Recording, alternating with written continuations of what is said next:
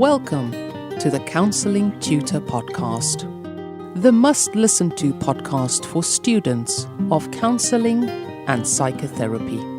Here are your hosts, Rory Lees-Oakes and Ken Kelly. Hello and welcome to episode 59 of the Counselling Tutor Podcast with me, Rory Lees-Oakes, and with me as ever, my colleague on the journey of all things counselling, Mr. Ken Kelly. How are you, Ken? I am well. What a journey it is, the journey of counselling, from learning right through to being a practicing counsellor. Wow, what a privilege it is. And today we have a great episode. I believe it's going to be a good one, and I've used the word believe there in inverted commas because we're kicking off. Our first topic is about our beliefs, and we're going to be debating whether our own personal beliefs, our frame of reference, can somehow impair the counselling process or clash with the customer's frame of reference, or I guess the client, not really customer, customers now, Rory. Then we're going to be going on to theory with Rory, an interesting one. We're going to be looking at Eugene Gendlin, focusing on focusing. And this is an interesting one because it kind of parallels person-centered theory. Tell us a little bit more. Yes, well, Eugene Gendlin worked with Rogers at Wisconsin, which was Rogers' final university, really, before he kind of lost interest in therapy and went off to La Jolla to kind of explore other areas of interest. But Eugene Gendlin developed a spin-off of person-centered therapy called focusing, and I'm going to be talking a little bit about Eugene Gendlin, a little bit about focusing. I've got a super-duper handout, as always, for people who might be studying focusing, just some overview of Gendlin's work. And unusually for a theorist, he's still alive, or at the day this was recorded, he's still alive. We usually talk about people who are not with us anymore, but Eugene Gendlin is still practicing away.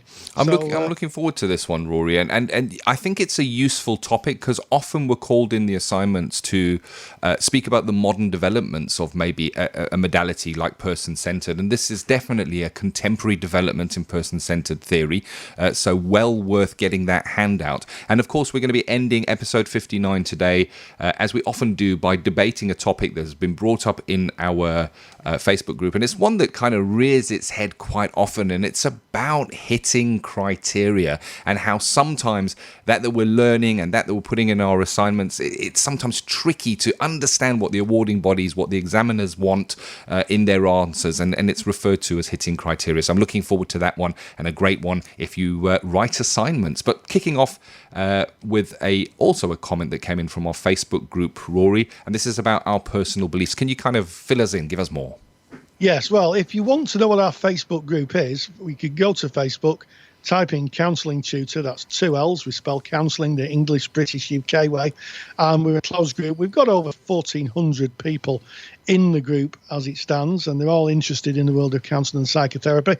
And I'm going to give a shout out to our moderation team, Darren Hotwood, Julie Naylor and Steve Rigler. They are people who volunteer to moderate the group, keep it nice and safe, keep it on topic, and they also do a Friday post talking about their experiences of training. So really join that Facebook group, very vibrant community. And we get questions from the group, and this one is for Angela Parveen. So hi, Angela. And she says, hope everyone is having a good Friday. Well, I'm certainly having a good Saturday.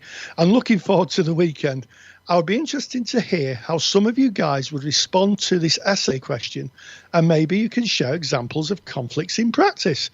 What might your personal beliefs, values, experience be in conflict with the underlying ethos of person-centered therapy? So I think what she's asking here, Ken, is how our own belief systems, how our own sensibilities may clash with the theory and I guess with the client. And it's a great topic, and it's one that's dear to my heart. And if we look at how we see ourselves, that we accept as truths, I remember in my training getting to the point where I actually had to really have a sit down with myself, a serious chat with myself, Rory, and ask whether my truths were in fact truths or they were just my truths and the way that I saw it. And I remember that being it shook the very foundations of who I am. And it was quite painful, to be honest, when I reached that point, that the truths that I'd held for so long could potentially not really be truths. And I think we're called on to examine ourselves in personal development as we do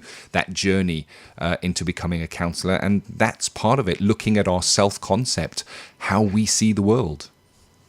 Yes, indeed. And I always say there's a really good quote, and it's sometimes attributed to Voltaire. I disapprove with what you say, but I will defend to the death your right to say it. Actually, Voltaire didn't say that. It was even Beatrice Hall in his biography, Friends of Voltaire. I'm just showing off now, Ken. But what it comes down to is that sometimes this idea of offering unconditional positive regard, which is, I think, what we're really talking about here, can really collide with our own value systems. And, you may get a client who has different political views, different kind of views on everything and anything from you. And as a practitioner, really, you're not there to espouse your views on things. You're there to support the client.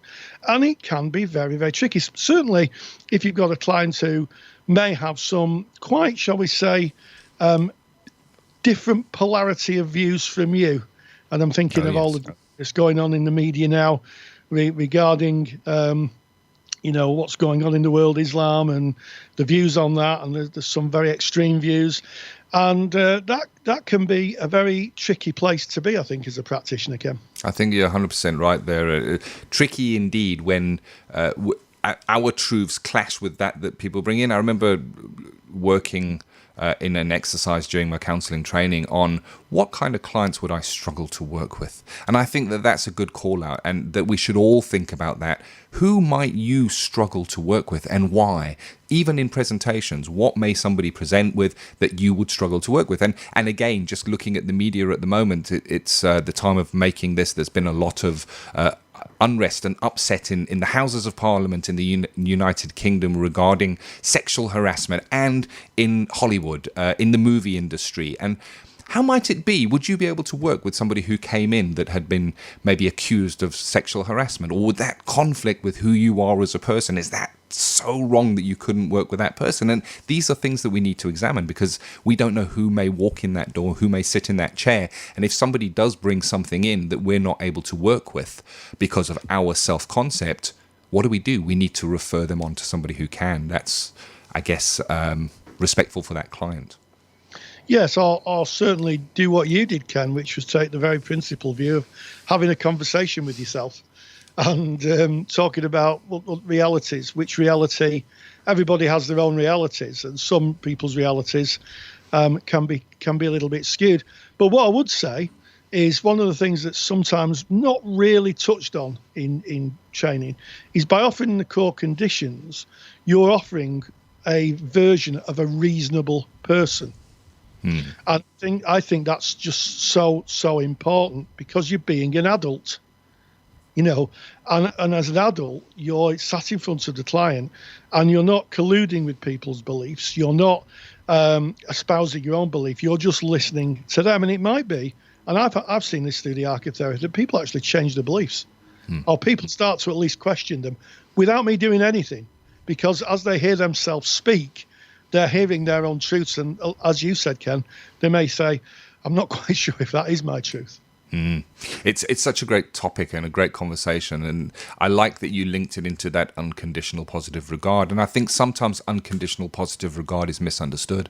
And it's thought of maybe in the early stages of learning counselling, that it is maybe perceived that no matter who that person is or what they do, it's okay. It doesn't mean that what that person may have done is okay. It just means that we don't judge them maybe for their past or the actions of the person, but we rather see the person as a fellow human being who sits in front of us. And when I think of unconditional positive regard, I struggled, I have to say, to truly understand what that meant when I was training. And it was my clients that taught me in practice what unconditional positive regard was. And now my favorite description of unconditional positive regard comes from Carl Rogers's beautiful book, A Way of Being, where he speaks about watching a sunset. And when we watch a sunset, we see it just as the sunset, as nature doing its thing. We don't sit there and go, if that sunset just had a tinge more purple, it would be perfect. It just is, and it just is what it is, and it is perfect every single time, no matter what. But a really interesting topic, yes. It is. It's a super topic, and what I would say, just to finally end this, is that just because someone has an opinion, it's not all of them. It's not all of them, and sometimes there's a term in therapy called separating the sin from the sinner. Sometimes we have to see the whole person, not just one of their views. I think that's so important.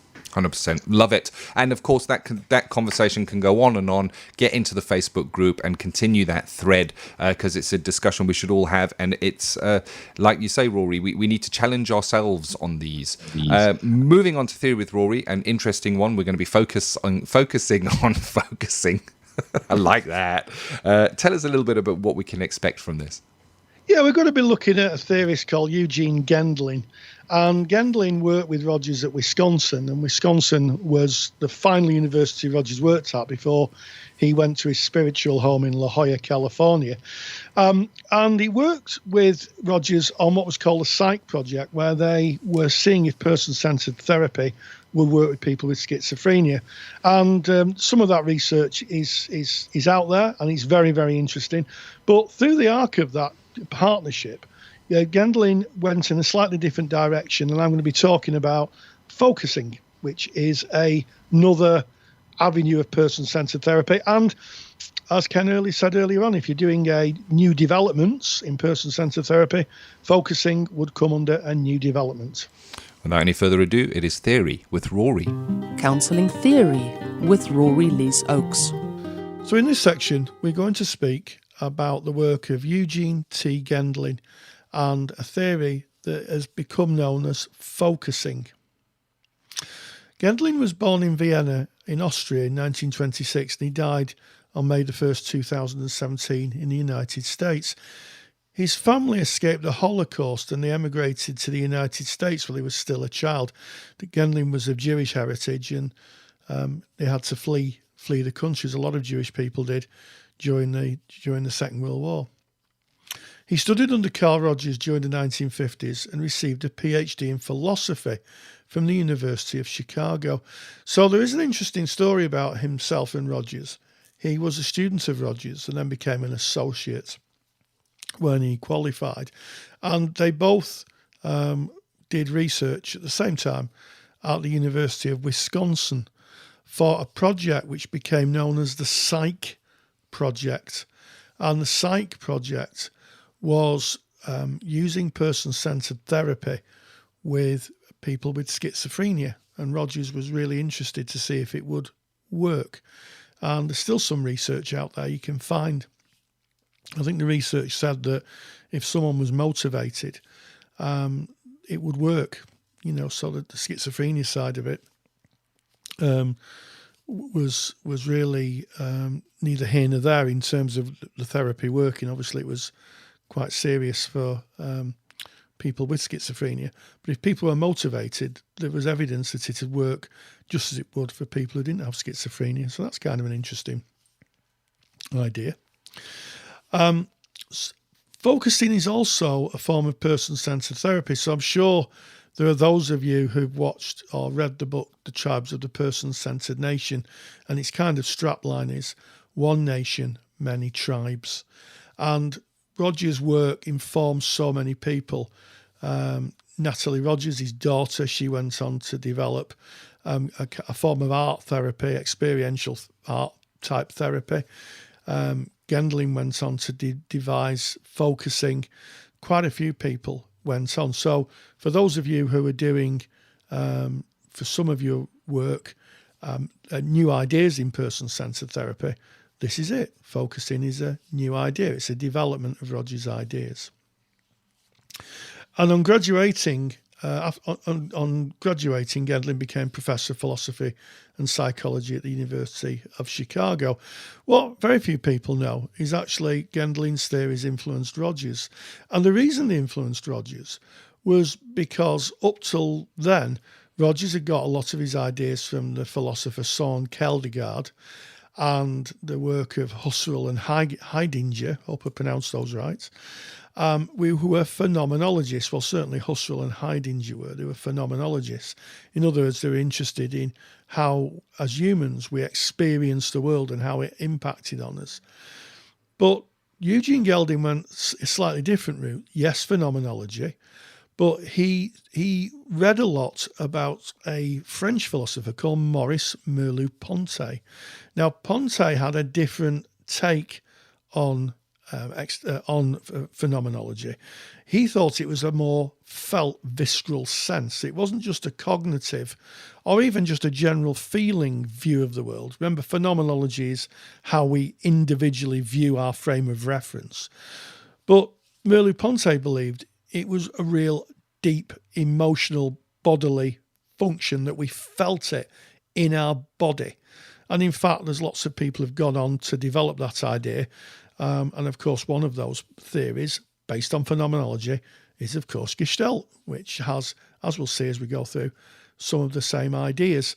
So Gendlin really changed Rogers' mind or developed Rogers' thinking in what was his last post as a researcher at Wisconsin before he went on to go to La Jolla, California, which was his final place, Behavioral Sciences Institute. So what does the theory of focusing tell us? Well, it's an approach where the client where the therapist helps the client gain an awareness of themselves in a body felt sense. So this is very much, the focus really is on how we feel. What does our body tell us? You can see why I say it's got quite a strong parallel with Gestalt. The primary goal is to direct the client's attention to things they experience, which may be difficult for the client to describe in a concrete way. So sometimes in the world of education, we talk about the cognitive, affective and psychomotor domains. Well, cognitive is how we think, affective is how we feel, and psychomotor is how we do things by touch. Bricklaying would be a psychomotor type activity. We'd have to move our hands. But this theory really does focus on the affective domain. In other words, it focuses on the part of us that feels very, very strongly how we experience the world. And the primary goal is to direct those things that people experience, which may be difficult for them to cognitively speak about. So you ask a client, well, how does that feel? They may not know. But by saying to them, well, tell me how it feels here, or how it feels in the body, that might give a real clue. And effectively, what Gendlin talked about was it being really on the edge of awareness. And the edge of awareness is a kind of no person's land between our subconscious processes that we're not aware of and those things that we're super conscious of, that we can see, that we know we're doing. The edge of awareness is that kind of twilight area of consciousness where we're aware of things, we know they exist, but we're just kind of not sure what they are. And by using this felt sense, it can bring that into focus. And the goal of focusing therapy is for clients to learn to stay with the felt sense and how it speaks to them. Now, there are some techniques. Focusing is an approach where the therapist helps the client gain an awareness of themselves in a bodily felt sense. So we know that. But the primary goal is to direct the client's attention to things they experience, which may be difficult for them to talk about in a concrete way. So there is an element here of direction. So a traditional person-centered therapy is totally non-directive. But there is a direction. So in other words, the focusing therapist would say, try to focus on how you're feeling, what's your body telling you. So a little bit like Gestalt, which, as I said earlier, shares the same phenomenological roots as a therapy. The goal of focusing therapy is for the client to stay with this felt sense and how it speaks to them. So as the client gains a sense and an understanding of how they feel, then the next logical step is for them to be able to articulate it, because they're using their body as a translator. So their body is translating to a great extent those edge of awareness, ideas or thoughts, and it speaks to them, and then the body can, through that body, they can say, well, it feels like my body's doing this. And with this deep focus, they can then begin to articulate what's going on for them. Now, there are some techniques. So again, for those of you studying the developments of person-centered therapy, there are techniques, whereas in person-centered therapy, traditional, there wouldn't be techniques. One is called disidentification, and it's a term that refers to how the client separates themselves from unknown feelings. So they may say, I really don't know how I feel. So in this disidentification phase, the therapist responds by asking the client to separate the I and focus on how their body's responding when experiencing an unknown emotion. And it's not unusual for clients not to have a roadmap of emotions. So some clients just don't, you ask them how they feel and they genuinely don't know. They haven't got a roadmap. So again, this focusing really does act as as a translator. It kind of translates how they're feeling, and they can explain that. They can give that a voice. Now, in the therapy, there's something called a joker question, and it's a way of the therapist responding to the answer, I don't know how I feel. And a joker question would be the therapist saying, what do you feel like at this moment? And it helps take the client's ownership and focus on how their body's responding.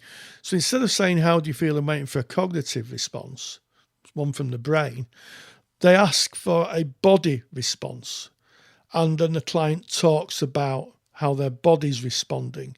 And then both of the therapist and the client can explore that, the meanings for the client in that space. And I put some links in to the handout. So I put a couple of links into Focusing, which is focusing.org, which is a site purely for focusing, and also a link to Focusing Oriented Psychotherapy, a manual of the experiential method, and that was written by Gendlin.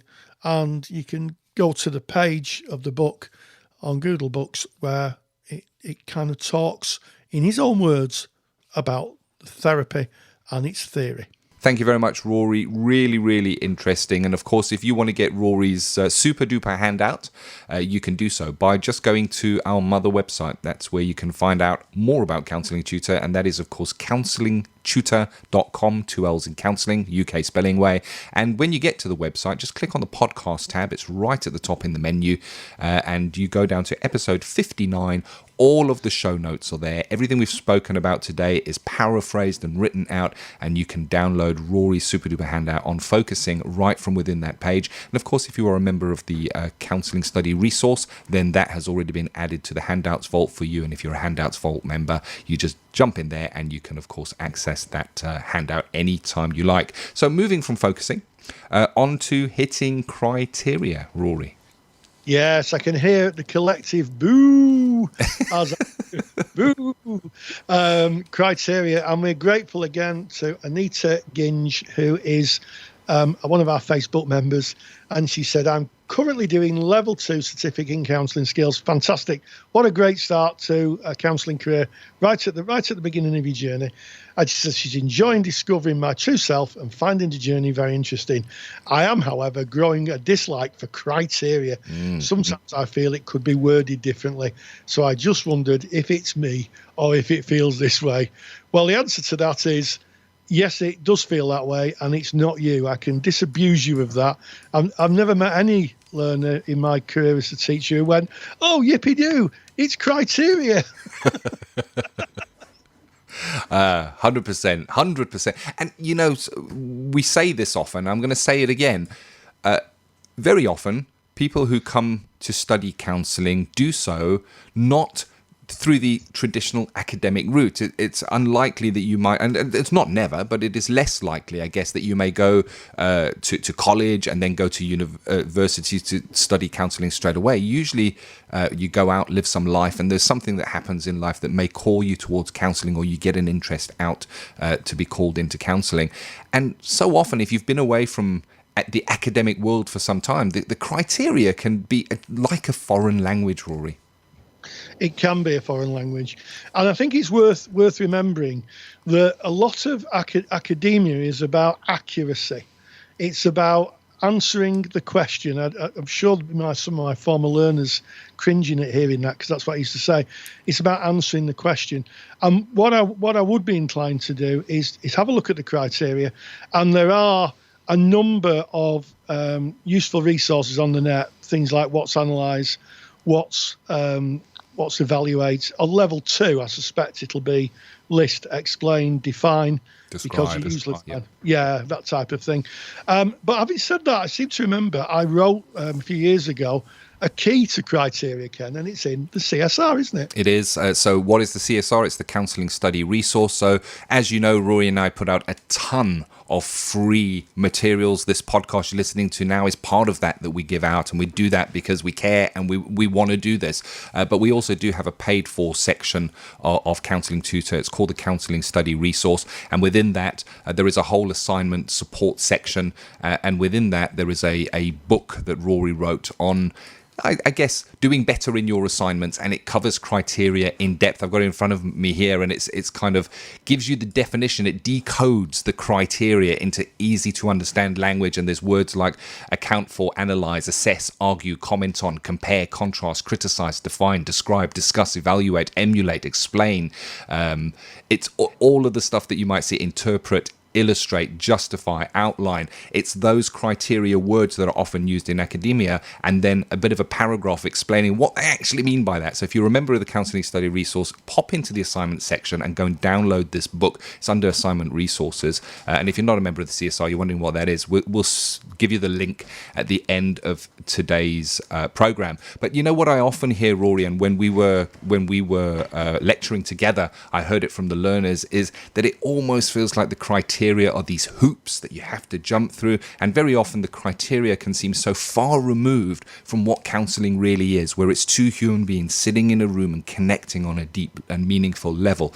And that is true. However, the awarding bodies have to have some way of evidencing that we know and understand this information, and I guess those criteria are that way of them evidencing it. And it's, I guess, not perfect, and it's not a perfect fit for counselling, but it is the route that we have to take to become counsellors. We've got to evidence that we do understand the theory, we do understand the skills. Yes, and if it's any consolation to you, Anita, one of my learners many years ago really struggled with the criteria. It seemed that she was sat in my office every week, and I heard the other week that actually she's attending university now to do a degree. So just stick with it, and you'll pick it up. It's just like another language, and once you get the key to it, you'll be away. But it's been a fantastic episode, hasn't it, Ken? It has. Just before we go out of this, something that just jumped in my mind, Rory, that we're often asked to analyze, compare, and contrast in assignments. And if you watch an episode of Top Gear, do yourself a favor and go and watch an episode of Top Gear, it runs here in the United Kingdom. And when I watch it, I always think, watch how they show the car, watch how they describe the car, watch how they analyze the car, watch how they compare the car to other cars. Maybe this is just me, my frame of reference coming in here, but I think it's just such a great example of comparing, contrasting, and analyzing. It's just fantastic. So there you go. Go watch an episode of Top Gear and pop that in your assignments. No, don't do that. Your tutors will not be happy if you're focusing. It's not Jeremy Clarkson anymore, but No. yeah. But yeah, Ken makes a very, very good point. It's something that we do all the time. It's just that we don't know it. Of course we analyse, of course we compare and contrast. If we go down the shops, if you're looking at prices and things you're buying, you're comparing and contrasting. Yep. We do it all the time. It's just we don't give it a name. And I think that's probably the problem that people come across.